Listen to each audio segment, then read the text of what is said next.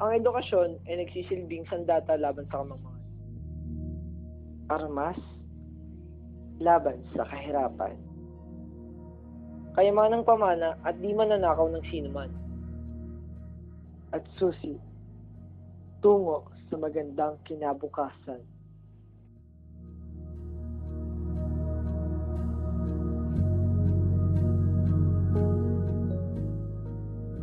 Sa paglipas ng mga taon, di pa rin nawawala ang mga suliraning may kaugnayan dito. Ilan sa mga ito ay kahirapan,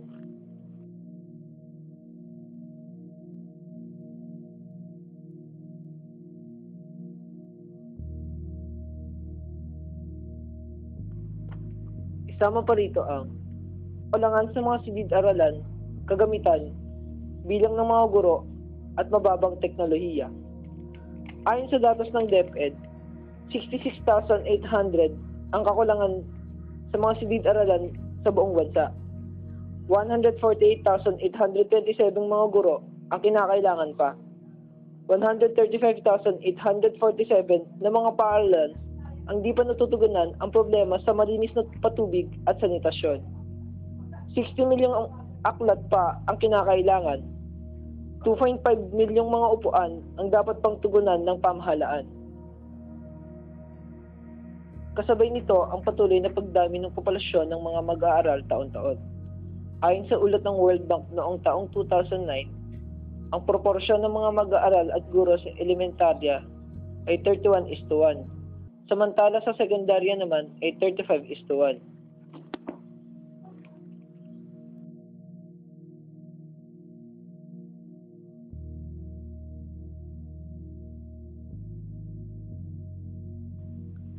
Sa kabila ng paglalaan ng pamahalaan ng pinakamalaking pondo para sa kagawaran ng edukasyon, hindi pa rin ito sapat upang matugunan ang pangangailangan at mga kakulangan sa sektor ng edukasyon. Kaya naman, ang ilang pampublikong paaralan sa bansa ay nahaharap sa napipintong komersiyalisasyon.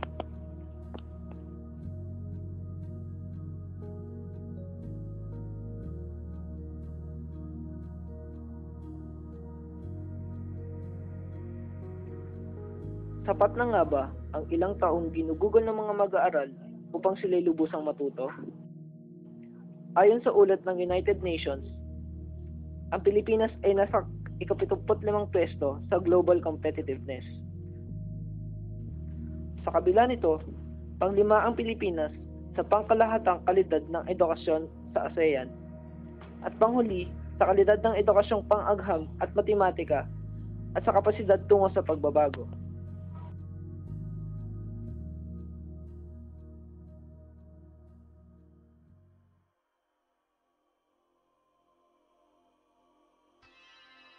Ano po? Ito po yung yung nagpatupad na yung isa pong estudyante magki-kinder po muna, tapos 12 po na years pagkatapos po ng kinder, tapos saka po magka-college. Programa po na nilunsad po ng government natin, tsaka Department of Education, tsaka ng DEX para matugunan po yung suliranin natin sa edukasyon. K-12 yung pagdadagdag ng mga taon sa pag-aaral sa Pilipinas. Nagbibigay lang po ng dagdag kaalaman, tsaka para na din po sa mga magka-college na wala namang pera, para hindi na po nila kailangan gumastos pa naman sa college. K-12 po yun po yung dagdag ng 2 years sa high school para po mas maging productive po yung student, tsaka mas madagdagan po yung kaalaman sa mga studies. Ganun na po yung mga Para po sa akin, ang K-12 po, yung pagdagdag po ng taon sa normal po na dami dapat ng taon na igugugol ng bawat estudyante sa pag-aaral. Ang K-12 ay isa sa mga paraan ng gobyerno para sa pagpapaunlad ng ating ng edukasyon. So ang K-12 ito ay pagbibigay ng pagbibigay ng karagdagang 2 taon sa secondary high school para kung nang sa gayon ay mas lalong pagtuunan o mas mabigyan ng magandang quality of education yung mga high school na kung saan dapat naman talaga ay bigyan ng matinding quality of education dahil sila ay papasok na sa edad na kung saan sila ay magtatrabaho na, kung saan papasok na sa labor force. So kailangan nila ng sapat na skills at para mas maging competitive sa papasukin nilang merkado. K-12, para sa akin, ayon sa mga sources ko, ayon sa DepEd, ayon sa mga government websites, ang K-12, ito yung pagdaragdag ng karagdagang taon sa grade 6 as elementary as sa high school. Meaning, ang normal na ite-take ng elementary and high school pag pinagsama would be 12 years. So para sa akin, ang K-12 is the adding of academic years in the elementary and secondary school years. Para sa akin, ang K+12, syempre mga karagdagang taon yon para sa mga estudyante. 6 years in elementary and 6 years in high school, having a junior high school and senior high school. Ang alam ko doon na madadagdagan ng year ng pag-aaral ng mga bata. Ano po para sa inyo ang K+12? That from the word itself, from kindergarten to grade 12. Nangangahulugan ang K sa programang K-12 na kindergarten at ang 12 ay ang pinagsamang 12 taon sa elementarya at sekundarya. Ang batang nasa edad na 5 taon ay nangangailangang sumailalim sa kurikulum ng kindergarten bago makatungtong sa unang baitang sa elementarya. Ang elementaryang edukasyon ay katumbas ng 6 na taon. Samantala, ang sekundaryang edukasyon naman ay katumbas ng 4 na taon sa junior high school at 2 taon sa senior high school. Ang magandang kalidad ng pangunahing edukasyon ay isang karapatan ng bawat mamamayang Pilipino, kung kaya't ito ay tinutugunan ng pamahalaan ng libre sa mga pampublikong paaralan.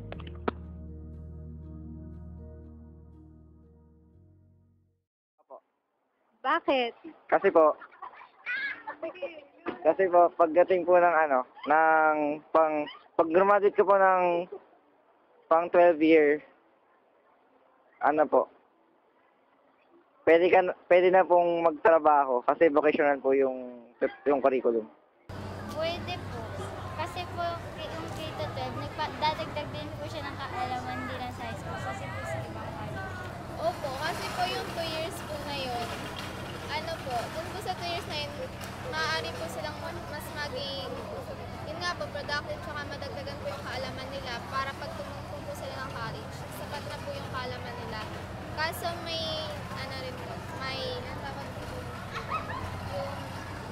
parang may negative effects din po kasi dagdag po sa gagastos. Din po gaano makatulong kasi po kulang po ang Pilipinas sa mga pasilidad sa mga professional na guro sa sa mga eskwelahan. Kaya tingin ko po baka ibig po na makatulong baka po lalo pa po lumala yung problema sa Oo, dahil Bakit? dahil dito mas natututo ang mga mag-aaral na sa kanilang mga dapat matutunan. Napakahalaga nito dahil sa mabibigay nitong kalidad sa edukasyon sa mga estudyante, especially sa mga high school students. So, ayun, believe ako sa government natin ngayon dahil nga sa programang ito na kanilang ipinatupad. Sa pagdaragdag ng karagdagang taon sa sekundarya, mas mahahasa ang kaalaman, mas mahahasa ang kakayahan ng mga estudyante sa pagharap sa mga hamon ng buhay.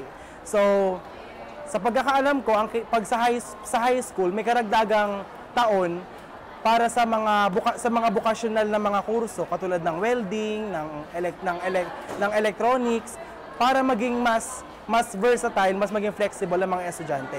So, after ng mga vocational skills na yon, mas magiging able sila sa mga trabaho at mas magiging mataas ang rate of employment ng mga estudyante ngayon. Sa tingin ko, hindi ako pabor dyan kasi mahirap lang ako. Kaya yung anak ko dyan sa PUP na high school pa lang.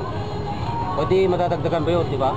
Opo. O di magsasakripisyo ako tuloy ng panibagong budget. Opo. O, di ba? Pero mas maganda yan sa medyo may kaya sa buhay, nakakaangat. Pabor naman ako dun. Kasi nga, kumbaga sa akin, hindi masyadong napapagtuunan yung pag-aaral ng bata sa Math, Science, English. Eh doon sa K+12, mas marami silang subjects ng Math, Science, English. So, tapos, pagdating ng this year, parang vocational yung courses doon. So, kahit na hindi sila makarating ng college bracket, may pag-asa sila magkaroon sa amin. Naniniwala ako na mas makakabuti yun para sa mga estudyante dahil karagdagang taon para matuto, karagdagang kaalaman. So, sa tingin ko parang at the end of the day, in the long run, parang mas magbe-benepisyo dito ang mga estudyante. Naniniwala ako na isa na lang siguro tayo sa iilan na mga bansa sa buong mundo na konti yung taon for basic education. Hindi ako, kumbaga, parang kumakampi doon sa sinasabi ng sekretary o doon sa kung ano yung programa ng gobyerno. Pero naniniwala ako na may benepisyo to. Kasi kung mas marami kang taon para sa pag-aaral, mas natututo ang mga bata. Maganda rin yung pwede mong matutunan outside, pero mas maganda rin yung foundation mo, mas lumalakas, mas tumitibay kapag mas marami kang taon na natututo ng mga basic information through this program. So, yun yung paniwala ko. Ano mang programa, pagka tinutukan at inayos, magtatagumpay. Pero kahit ano pang napakagandang programa ang gawin ng ating gobyerno, kung hindi naman masusunod yung mga patakarang alinsunod rito, I do not believe na magtatagumpay ang kahit anong programa, kahit na itong K-12. Yun ang aking idea doon. Nasa pagsunod. Para rin yung batas. Simple ang batas na sinusunod. Maganda. Pero kung ang isang batas ay pinaganda at hindi naman sinusunod,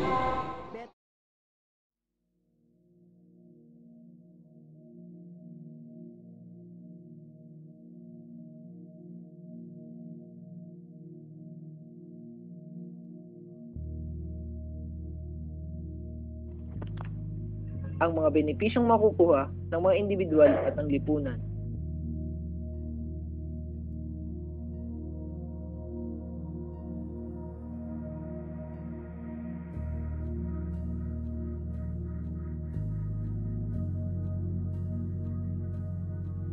Sa mga individual at pamilya,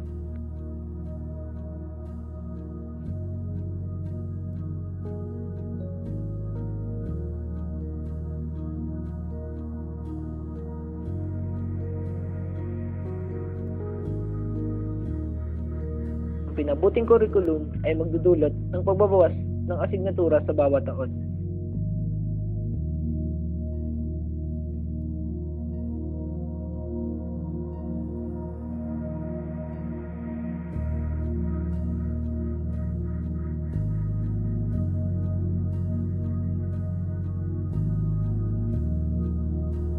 Na magbibigay sa mga mag-aaral ng kakayahan na lalong makapagsabayan.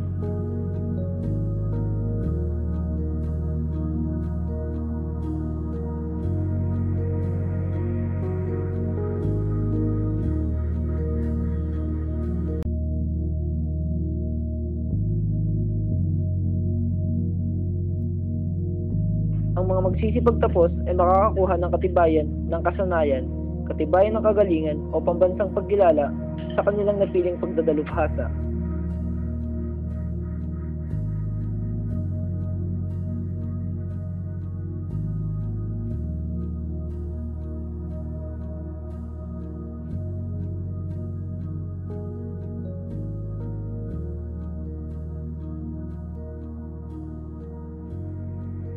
Pamamagitan nito, sila ay magiging handa para sa kolehiyo at lalong matutugunan ang pangangailangan sa merkado.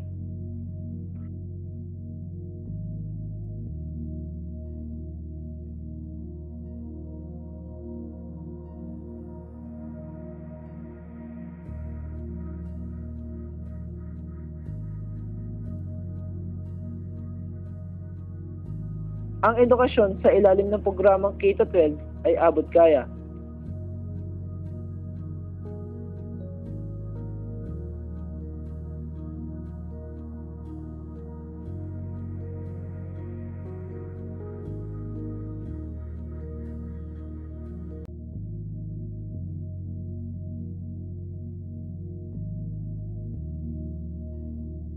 karagdagang 2 taon sa high school ay mas makakatipid kumpara sa 2 taon sa kolehiyo.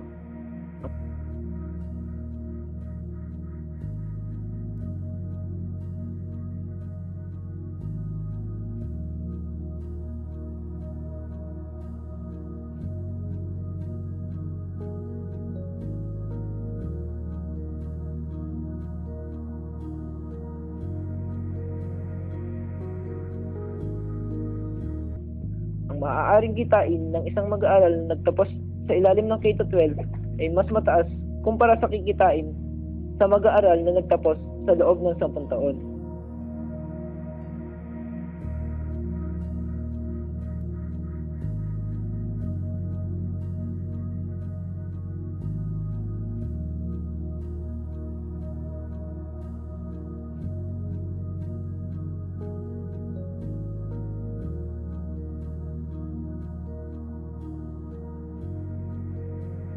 Ang mga magsisipag tapos ay kikilalanin sa buong mundo.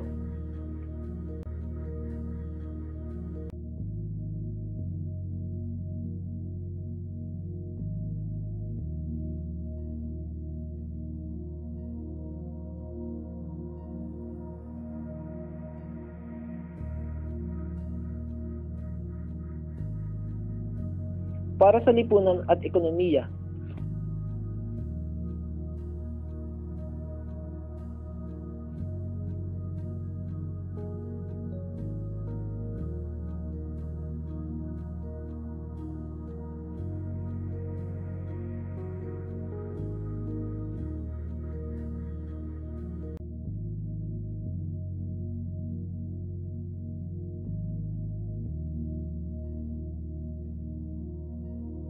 ang programang K-12 ay makakatulong upang mapalago ang ekonomiya ng bansa.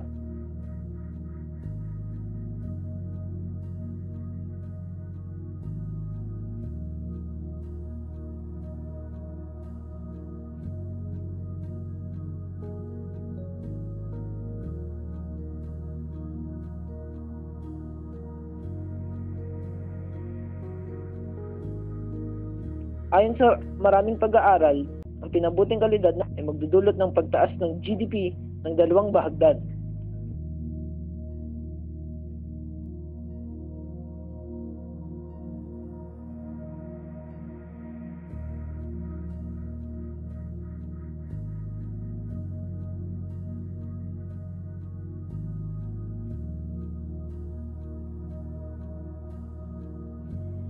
Ang mas may alam na lipunan ay nagbibigay kaayusan sa pundasyon para sa mas mahabang sosyo-ekonomikong pag-unlad.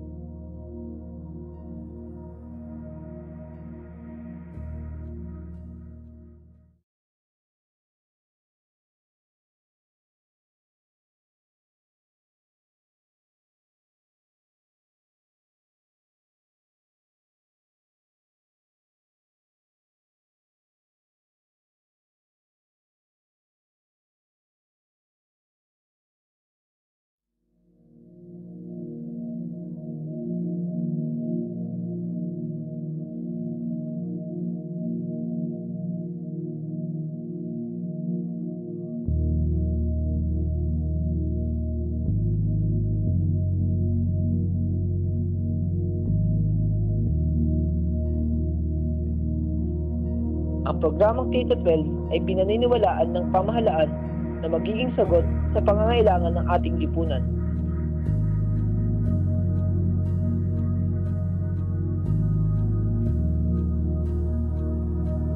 Subalit, marami pa rin ang tila kumakapa sa nabagong sistema ng ating edukasyon.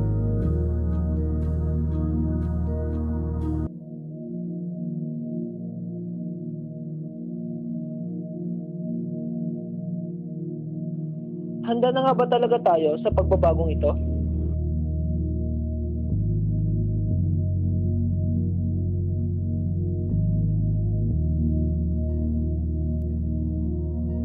Bukod dito, marami pa rin nangangamba sa ilang negatibong idudulot nito sa ating lipunan,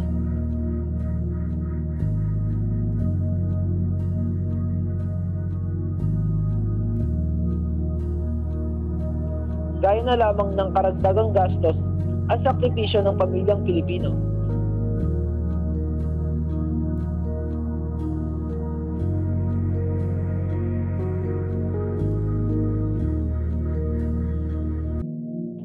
Panibagong kalbaryo sa mga guro.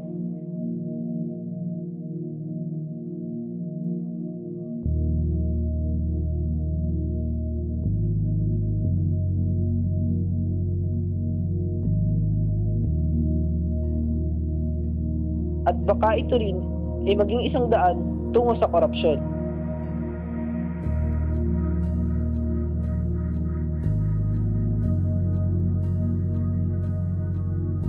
Sa kabila ng mga suliraning kinaharap natin sa sistema ng edukasyon sa ating bansa,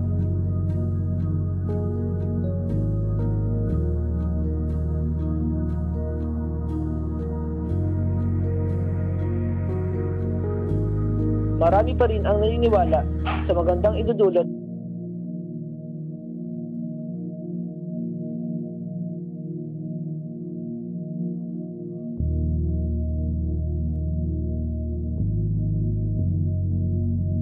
ng nasimulang pagbabago sa ating pangunahing edukasyon.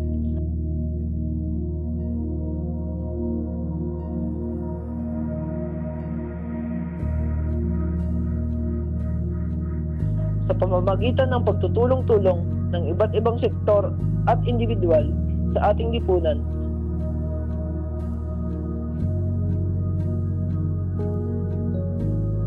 unti-unting matutugunan nito ang mga kakulangan sa ating edukasyon.